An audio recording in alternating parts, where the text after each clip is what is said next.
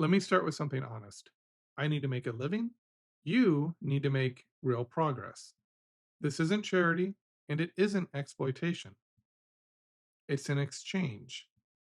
I bring experience, structure, and clarity.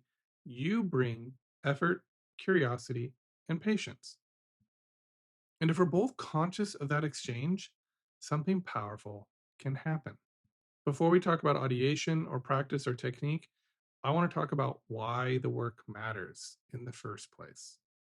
Because without that why, even the best tools get misused. A student once raised their hand and said, I don't do drills. Drills aren't music. The room laughed. I didn't. Not because the student was wrong or lazy, but because the student was protecting something. They were protecting a fantasy. And the fantasy isn't that we don't want to work. The fantasy is that real growth won't feel uncomfortable.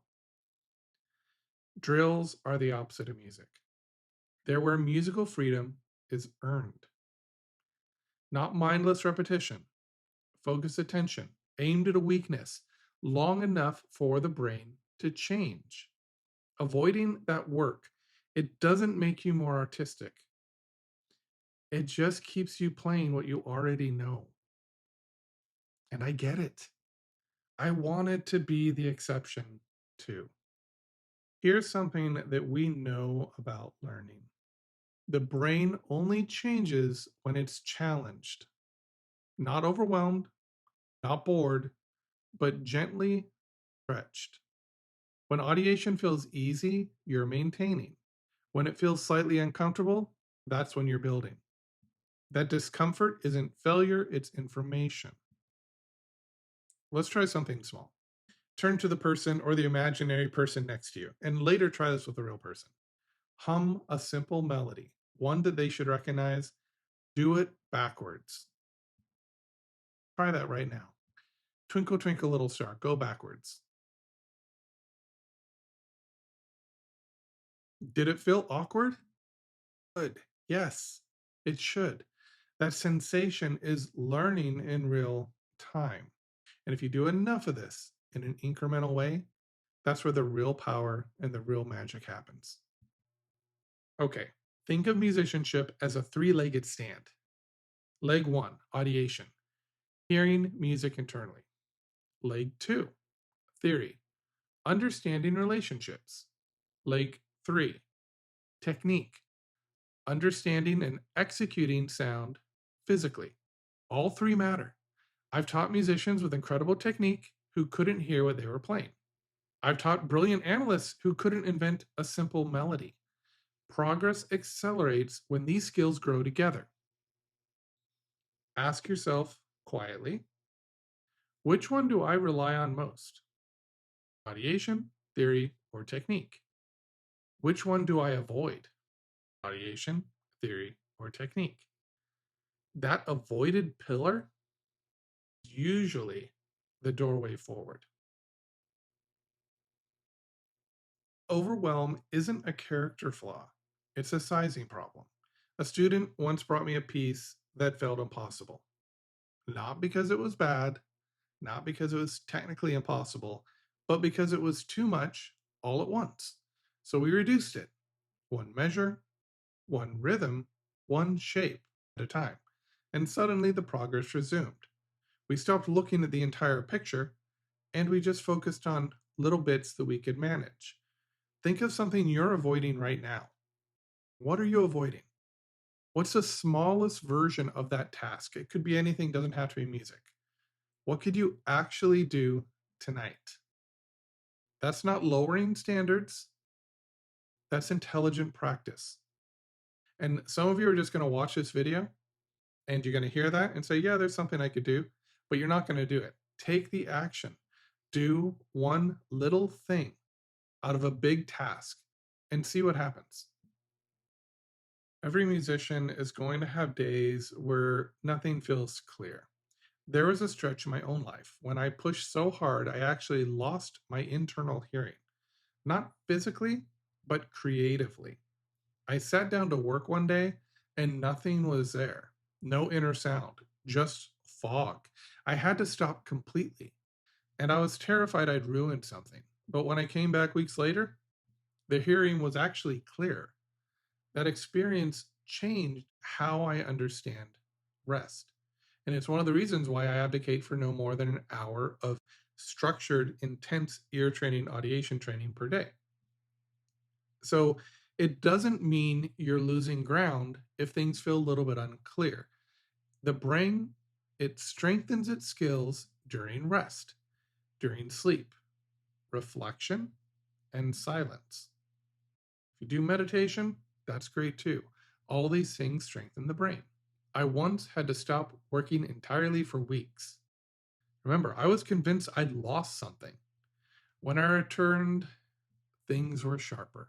Sometimes progress happens after you stop pushing. So if today feels foggy, slow down. You probably have an overwhelm. Just slow down for a little bit, but keep pushing forward. Return to something simple. That's not quitting.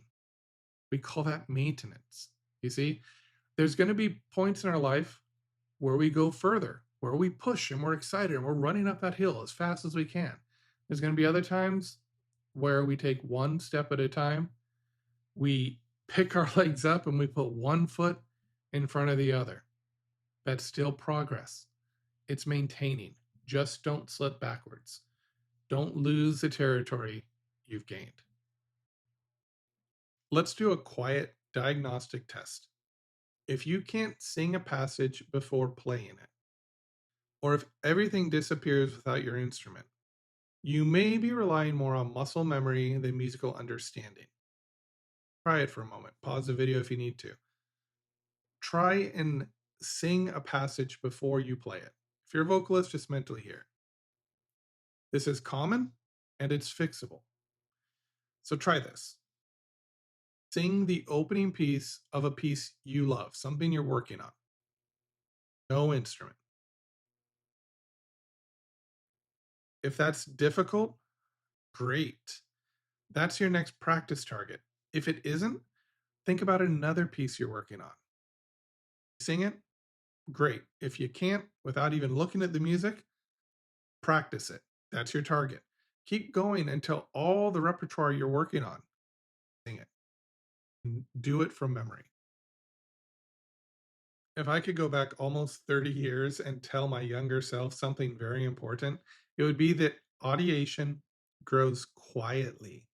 So track it. Write down what you can hear today. Record yourself singing. Notice small changes over weeks, not days, but weeks. They're going to be hard to notice unless you track them. One student kept a list of small wins. When doubt showed up, the list showed that progress was being made. Motivation fades, evidence endures. And what happens here is if you make a list, it shows you that the techniques you're using are actually working. When I taught in the university, this is what I did. I took detailed notes about students that were struggling, students that were doing really well, everybody in between. And I tracked it. As long as I was seeing progress, I was happy because you can't force the air. I can't say, you have to be able to do this right now. I can't do it. But I can say, you were here and now you're here. Great job. That's progress. If you're here and now you're here, sometimes that's progress too. Sometimes going back is the way forward. But eventually, need to come back and be at a slightly higher level than when you started initially. So it may be going back and up, down and up. As long as you're making overall progress, that's what we're looking for. You don't have to get crazy about this. Write down one thing you did better this week. One thing. That counts. Strong audiation, it gives you options. You're not reacting. You're choosing. Before performances, I close my eyes and I hear the music internally. That sound becomes my anchor. I know that if it's in there and I can remember it, and if I can even visualize myself playing it, I'm good. Even if my hands shake, The music is already there. I know it's there. Picture your next performance. Hear it in your mind. That's practice too. Many of us, myself included, we've all done this. We chase a fantasy and we think, oh, the breakthrough is about to happen. We get addicted to that dopamine hit of breakthroughs are coming, breakthroughs are coming, breakthroughs are coming. And we become more excited about the potential breakthrough than the actual act of working towards that breakthrough. And not all of us. So if you are building skill, that's not you.